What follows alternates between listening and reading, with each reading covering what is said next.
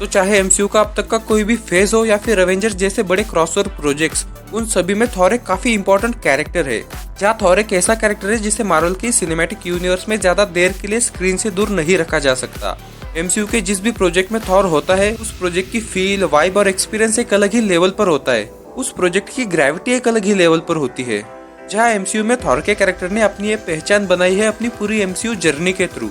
जहाँ थॉर की इस एमसीयू जर्नी में कई सारे अप्स एंड डाउन्स रहे हैं, पर इन सबके बावजूद भी थॉर एमसीयू के मोस्ट लव्ड कैरेक्टर्स में से एक है। जहाँ आज की वीडियो में हम लोग बात करेंगे थॉर के कैरेक्टर की इस एमसीयू जर्नी के अप्स एंड डाउन्स के बारे में और उन मोमेंट्स के बारे में जिन्होंने एमसीयू में थॉर के कैरेक्टर को सबका फेवरेट बना दिया। जहाँ अभी हाल ही में एवेंजर्स डूम्सडे के 4 टीजर्स को रिलीज किया गया, जिसमें से दूसरे टीजर ने फोकस किया थॉर के कैरेक्टर पर। यहाँ थॉर को एक काफी सीरियस टोन में दिखाया गया। जहाँ थॉर की पूरी एमसीयू जर्नी में हमने पहली बार थॉर को इतना सीरियस और घबराया हुआ देखा है। हम सब जानते हैं कि थॉर ने अपनी पूरी लाइफ में काफी खतरों को फेस किया है और उसने काफी कुछ खोया भी है। थॉर अभी सबसे थक चुका है, वो अब लड़ना नहीं चाहता। जहाँ भले ही थॉर ने सब कुछ खो दिया हो, भले ही वो लड़ना नहीं चाहता, पर अब उसके पास एक रीजन है लड़ने का। एक रीजन है जिसे वो हर हाल में प्रोटेक्ट करना चाहता है। जहाँ उसे प्रोटेक्ट करने के लिए थॉर किसी भी खतरे से लड़ सकता है, फिर चाहे वो खतरा डूम ही क्यों ना हो।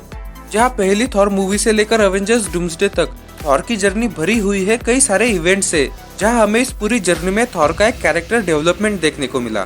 थॉर की एमसीयू जर्नी शुरू हुई 2011 में पहली थॉर मूवी के साथ, जहाँ थॉर को इंट्रोड्यूस किया गया एक एरोगेंट, इम्पल्सिव और वॉर के लिए हंग्री प्रिंस की तरह। जहाँ थॉर ओडिन की बात ना मानकर फ्रॉस्ट जायंट्स पर हमला करता है, जो चीज थॉर को थ्रोन के लिए अनवर्दी प्रूव करती है।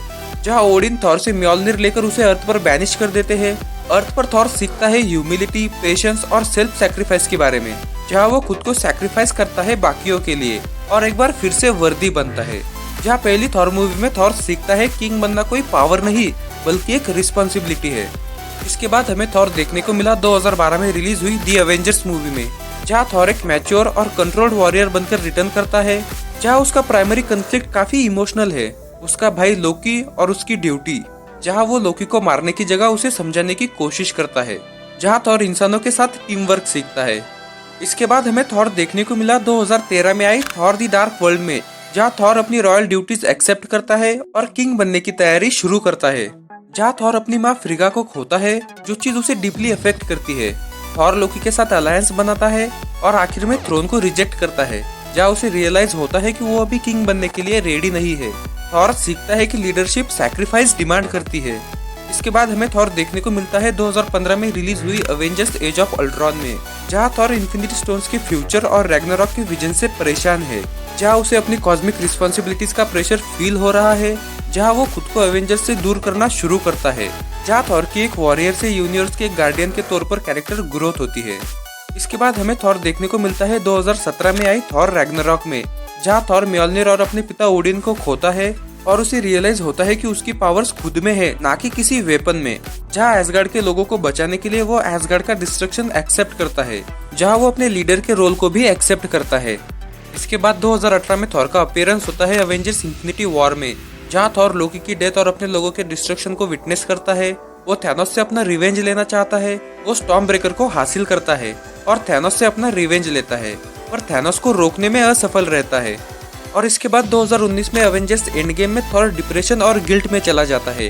वो अपना कॉन्फिडेंस लूज करता है और अपनी लीडरशिप भी छोड़ देता है। जहाँ टाइमलाइन में पीछे जाने के बाद वो अपनी माँ से सीखता है कि फेलियर की वजह से वर्दीनेस खत्म नहीं हो जाती।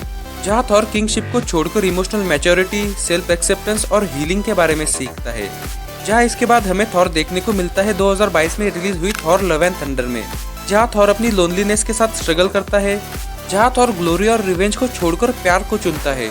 वो गॉर की बेटी लव को संभालने की जिम्मेदारी लेता है और लड़ाई को छोड़कर अपनी जिंदगी बिताता है दूसरों की मदद करने के लिए।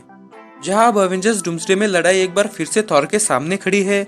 जहाँ थॉर इस लड़ाई को ग्लोरी या रिवेंज के लिए नहीं लड़ेगा, बल्कि वो लड़ेगा दूसरों की रक्षा करने के लिए, क्योंकि इस बार थॉर के पास एक रीजन है और वो रीजन है लव।